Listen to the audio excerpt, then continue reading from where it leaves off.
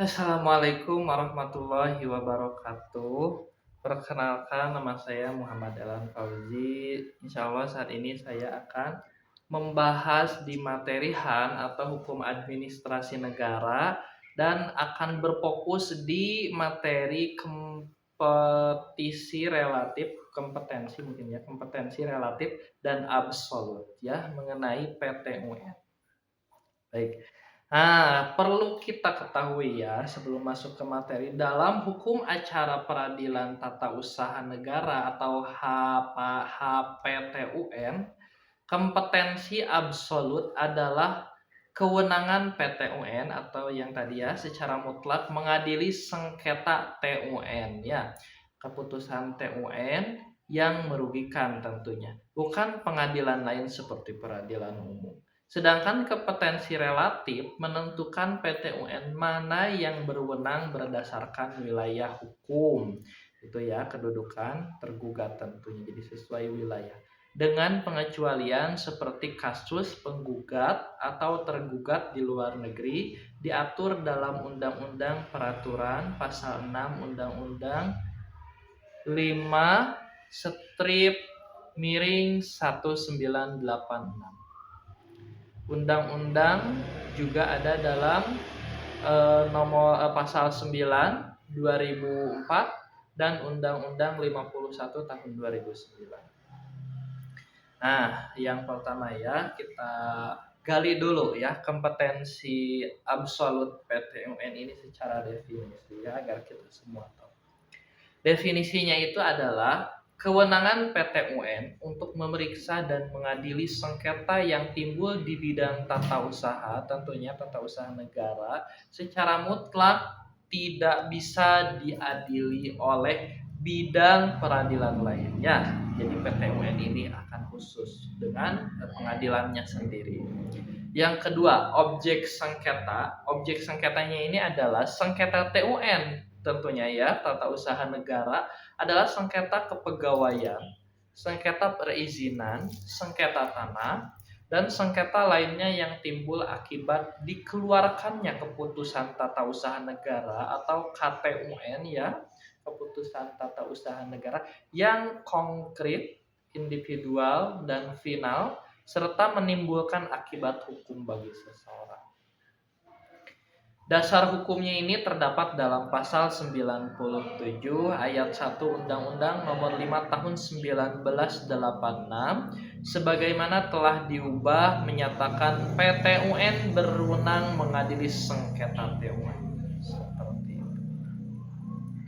Yang kedua, kompetensi relatif PTUN ya. Nah, yang juga kita akan bahas definisinya yaitu kewenangan PTUN ini sejenis untuk mengadili sengketa TUN berdasarkan pembagian wilayah hukum tentunya dan juga aturan umum terdapat dalam pasal 6 Undang-Undang Nomor 5 Tahun 1986. Yang pertama aturannya ini gugatan diajukan di PTUN tempat kedudukan tergugat. Nah, jadi kalau kamu ingin menggugat ke PTUN, tentu harus di tempat di mana tempat perusahaan itu berada. Tidak boleh kamu ingin menggugat ke Cianjur, tapi tempatnya itu ada di Karawang, tidak bisa, karena harus sesuai wilayah. Yang selanjutnya, jika tergugat lebih dari satu dan wilayah PTUN berbeda, gugatan bisa diajukan di salah satu PTUN tergugat. Jadi misalkan orang yang dalam kasusnya ini adalah tata usaha yang dalam bermasalahnya ini berada di Sumatera dan juga Sulawesi.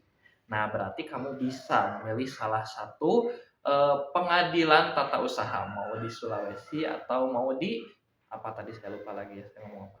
Nah, yang selanjutnya ini adalah jika tergugat tidak berkedudukan di wilayah PTUN penggugat tentunya tadi ya, tidak di tempatnya, gugatan diajukan ke PTUN tergugat. Ini masih sama sebetulnya kalau ngomongin yang tiga-tiga ini semuanya juga masih sama ya. Nah, yang selanjutnya pengecualian. Nah, ada pengecualian juga ya pemirsa. Pengecualian ini dituangkan dalam pasal 6 Undang-Undang Nomor 5 tahun 1986 juga masih dalam undang-undang yang sama.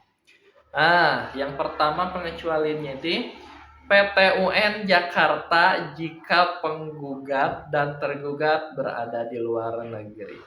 Gitu ya, kabur misalkan seperti itu.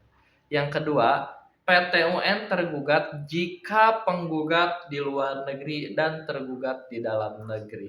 Jadi bertolak belakang, ada yang di dalam negeri, kabur misalkan seperti itu ya. Nah, seperti itu. Nah, dasar hukumnya ini diatur dalam pasal 6 Undang-Undang Nomor 5 Tahun 1986 tentang Peradilan Tata Usaha Negara. Baik, mari kita kasih studi kasus ya. Contoh kasus.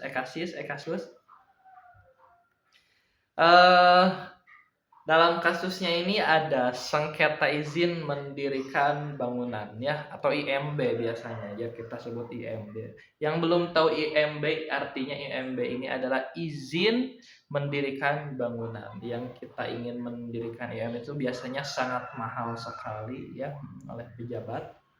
Nah, ini dalam kasusnya, jika IMB untuk tanah di Jakarta Selatan diterbitkan oleh Pemkot, tahu Pemkot, pemerintah kota DKI Jakarta, maka gugatannya diajukan ke PT UN Jakarta.